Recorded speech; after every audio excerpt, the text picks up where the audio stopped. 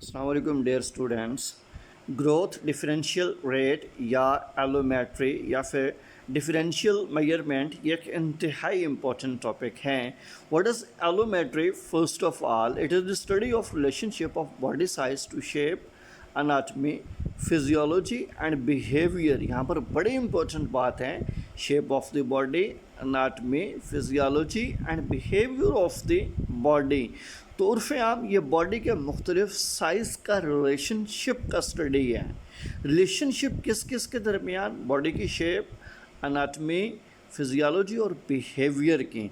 यानी आप किसी भी जानदार या इंडिविजुअल के बॉडी साइज़ की शेप के साथ रिलेशनशिप, बॉडी साइज़ के अनाटमी, बॉडी साइज़ की फिजियोलॉजी के साथ रिलेशनशिप या बॉडी साइज़ के बिहेवियर के साथ रिलेशनशिप को हम ग्रोथ डिफरेंशियल रेट या एलोमेट्रिक कहते हैं। During development various parts of the body of an organism exhibit differential growth rate. जब किसी भी जानदार की डेवलपमेंट हो रही होती है तो मुख्तलिफ जानदारों के मुख्तलिफ जिस्मानी पार्ट्स का ग्रोथ रेट डिफरेंट होता है, कभी भी इक्वल नहीं हो सकता। And these rates change from time to time, और ये डिफरेंट पार्ट्स के ग्रोथ रेट वक्तन फ़ौक्तन बदलते रहते हैं, यानी कांस्टेंट नहीं रहते। So the study of differential growth rate was named heterogony. एक टाइम ऐसा था कि जब हमने डिफरेंशियल ग्रोथ रेट की स्टडी को हेट्रोगोनी का नाम दिया था, और ये मिस्टर हैक्सले की एफर्ट से, या हैक्सले ने हेट्रोगोनी कहा था।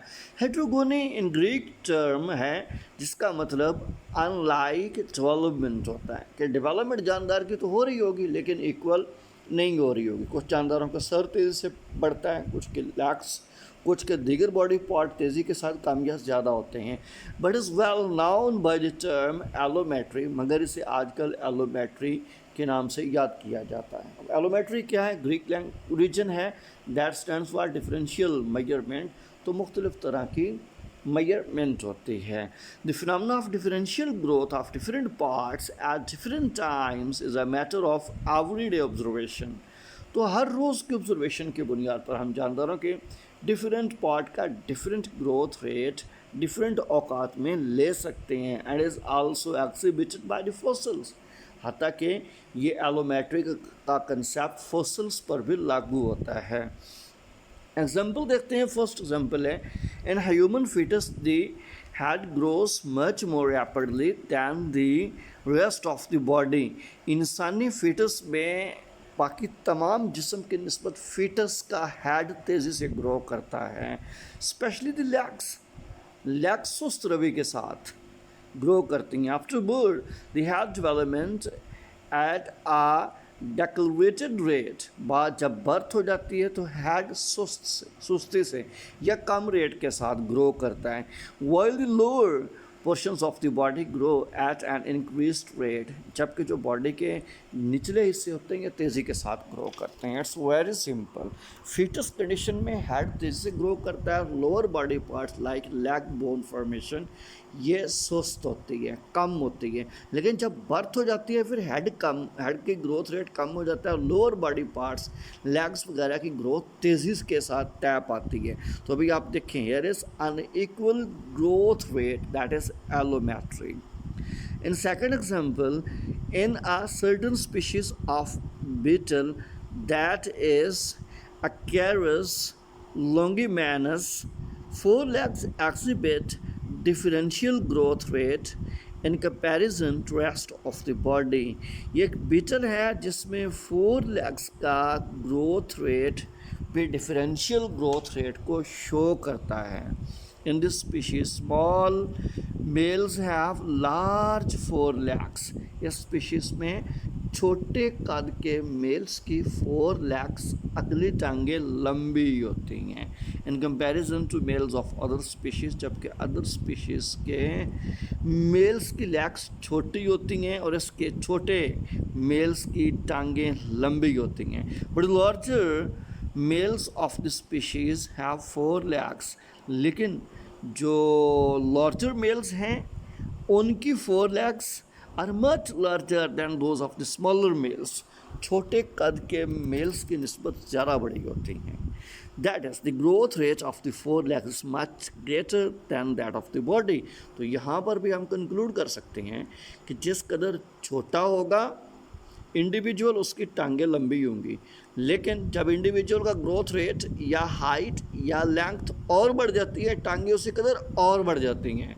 तो सो अनइक्वल और अनलाइक ग्रोथ यहाँ पर एग्जिबिट कर रहा है। तो दैट्स वाई ये एलोमेट्री के सेंस में लिया जाएगा।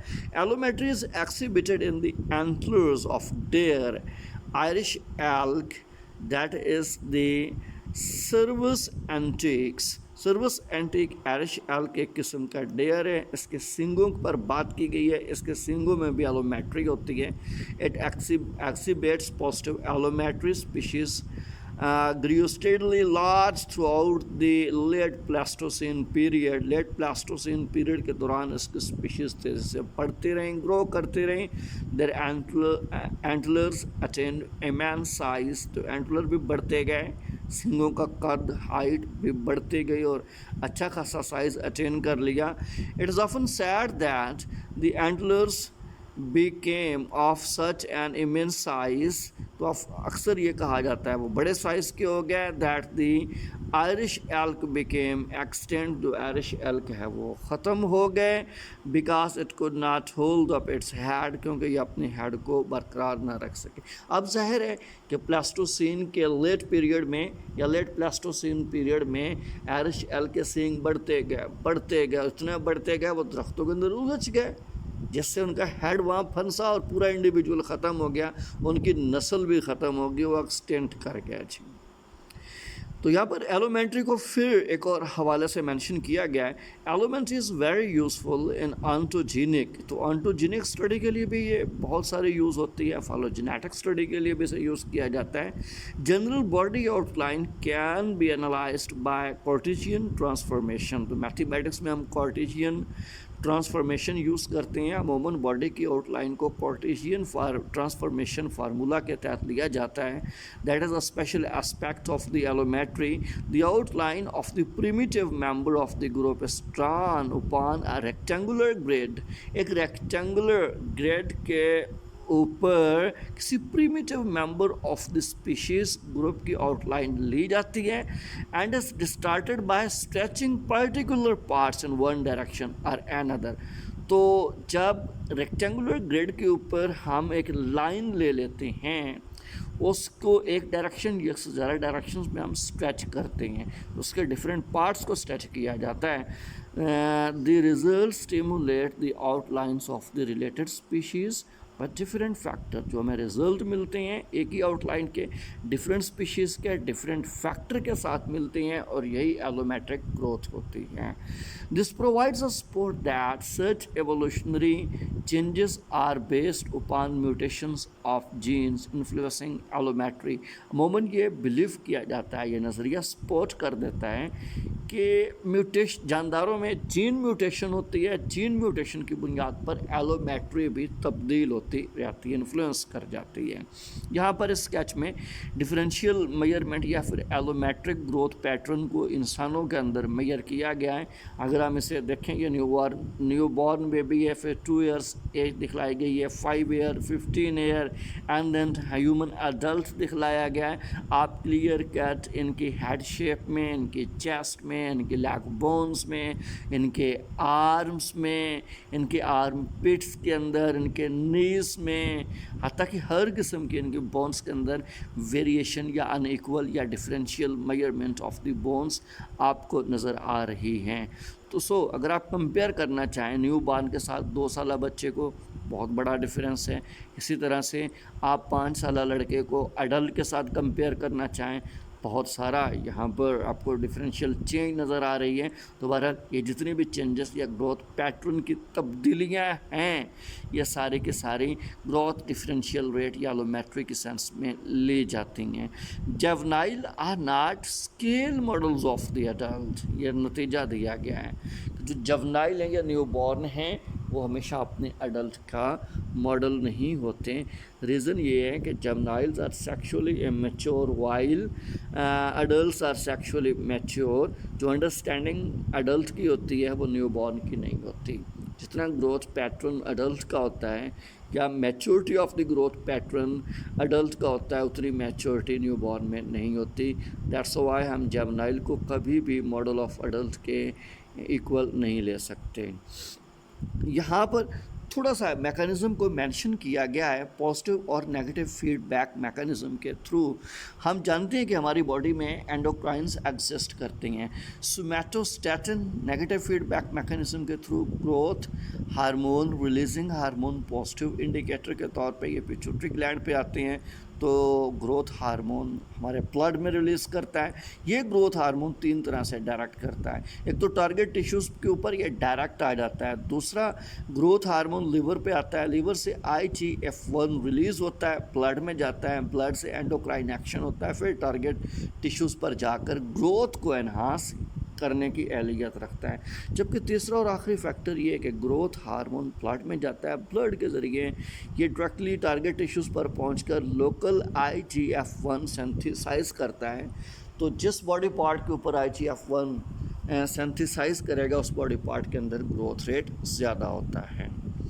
फिजियोलॉजिकल या physiologic effects of the growth hormone, तो ग्रोथ हार्मोन को यहाँ मेंशन किया गया डिफरेंशियल ग्रोथ रेट एलोमेट्री के हिसाब से कि अगर एडिपोज टिश्यूज़ बने ग्रोथ हार्मोन की प्रेजेंस पर, तो ये मसलन जल्द के नीचे बनती हैं, ये पेट के इलाकों में बनती हैं, तो यहाँ पेट के इलाका में अब्डोमिनल रीजन के अंदर ये बहुत ज़्यादा बनती हैं। उतनी एडिपोज टिश्यू हमारे फेस पर नहीं बनती, उतनी एडिपोज टिश्यू हमारी एल्बो जॉइंट्स पर नहीं बनती जितनी पेट पर बनती हैं। तो दैट्स व्हाई हम कह सकते हैं कि ये भी एलोमेट्रिक पैटर्न ऑफ ग्रोथ है। सेकंड स्टेप पर आप देखें ग्रोथ हार्मोन लिवर पर आता है, जहाँ से IGF-1 फैक्टर रिलीज़ होता है, बोन के ऊपर अटैक करता है, जिससे इनडायरेक्टली हमारी बोन इलोंगेट कर जाती हैं। अभी आप देखेंगे जितनी हमारी लेग्स की बोन इलोंगेटेड है, इतनी हमारी हाथों की हड्डियाँ इलोंगेटेड नहीं होती। तो ये भी डिफरेंशियल ग्रोथ पैटर्न या एलोमेट्रिक पैटर्न में लिया जाता है। Why are differential equations useful, तो ये भी आप देख लें कि ग्रोथ पैटर्न 2 तरह से होते हैं, एक एक्सपोनेंशियल ग्रोथ पैटर्न होता है, दूसरा डिफरेंशियल होता है। डिफरेंशियल इक्वेशन के हवाला से in our world things change and describing how they change often ends with a differential equation. For example rabbit को मेंशन किया गया है। अमूमन हमारी दुनिया में जो तब्दीलियाँ आती हैं, ये तब्दीलियाँ डिफरेंशियल ग्रोथ इक्वेशन को शो करती हैं। रैबिट में हम देखते हैं the more rabbits we have the more baby rabbits we get. जितने रैबिट्स ज़्यादा होंगे, रैबिट्स के बेबी भी ज़्यादा होंगे। Then these rabbits grow up, फिर ये बच्चे बड़े हो जाएंगे, जब बालिग हो जाते हैं दे हैव बेबीज़ टू, फिर उनके भी आगे बच्चे पैदा होंगे। The production will grow faster the faster, जितनी रिप्रोडक्शन ऑफ पॉपुलेशन तेज़ होगी उतनी नस्लें ज़्यादा से ज़्यादा होंगी। तो यहाँ पर हम एक कंसेप्ट ले लें, अगर हम इंडिविजुअल की तादाद बढ़ाएं, उनकी फूड बढ़ा दें, तो वो तेज़ी से ग्रो करते हैं, डिफरेंशियल ग्रोथ पैटर्न बढ़ जाता है, रिप्रोडक्शन तेज़ी से होती है, बच्चे ज़्यादा पैदा होते हैं। बच्चों को भी अगर आप सूटेबल पॉपुलेशन में रखें और उनकी फूड को आप बेटर कर दें, उनकी हैबिटेट्स को आप बेटर कर दें, तो वो तेज़ी के साथ बढ़ते चले जाते हैं। अब यहाँ काऊ के अंदर गाय में डिफरेंशियल ग्रोथ रेट को मेंशन किया गया है। ये हीट स्ट्रेस रिलीफ के हवाला से है, प्राइमरी फीडिंग केयर के हवाला से है, स्पेशल फीडिंग के हवाला से, हाइड्रेशन या सप्लीमेंटेशंस के हवाला से, मिसलेनियस केयर के हवाला से है। तो अब याद रखिए, वक्त की किल्लत को मद्देनज़र रखते हुए मैं सारी बातें यहाँ नहीं करना चाहूँगा। इन सिंपल सेंटेंस, अगर हम फीड केयर में केयरलेस होते हैं, हम अच्छी फीड नहीं देते, तो गाय हमें कभी अच्छी ग्रोथ नहीं दे सकती और कभी अच्छी क्वालिटी का दूध भी, अच्छी क्वांटिटी में दूध भी नहीं दे सकती। इन अदर सेंस, आप प्राइमरी फीड केयर को बेटर कर दें, अच्छी खुराक न्यूट्रिशनल वैल्यूज़ को आप राइज कर दें, गाय की सेहत भी अच्छी होगी और दूध भी ज़्यादा बेहतर होगा। यहाँ एक और हवाला से गऊ में ग्रोथ डिफरेंशियल रेट को मेंशन किया गया है कि गाय जब सांस बाहर निकालती है तो कार्बन डाइऑक्साइड को एक्सपेल करती है, जिससे गाय के स्टमक के अंदर रूमन pH एडजस्टेबल होती है, less saliva available to the rumen के अंदर जो सलाइवा है वो कम पड़ जाता है और अमूमन बफर इफ़ेक्ट पड़ता है, जिससे चीज़ें या स्टमक के अंदर खुराक की पीएच न्यूट्रल हो जाती है। जब खुराक की पीएच न्यूट्रल हो जाती है, गाय के अंदर डाइजेशन बेटर से हो जाती है, अच्छी हो जाती है, दूध अच्छा आता है और गाय की ग्रोथ भी बेहतर हो जाती है। तो अभी आप देखें किस तरह से एक एनवायरमेंटल फैक्टर ग्रोथ रेट या एलोमेट्रिक पैटर्न पर इन्वॉल्व हो रहा है, असरअंदाज हो रहा है। यहाँ पर रिड्यूस्ड मिल्क यील्ड के हवाले से भी मेंशन किया गया है। अगर कार्बन डाइऑक्साइड एक्सपेलिंग में जो ह्यूमन पीएच है वो एडजस्ट नहीं कर पाती तो मिल्क प्रोडक्शन कम से कम रहता है। हाई एम्बिएंट टेम्परेचर ज़्यादा पहले मिले तो फिर भी रिड्यूस्ड मिल्क यील्ड हो सकती है। थैंक यू फॉर वॉचिंग सैन लेक्चर। Stay blessed. अल्लाह।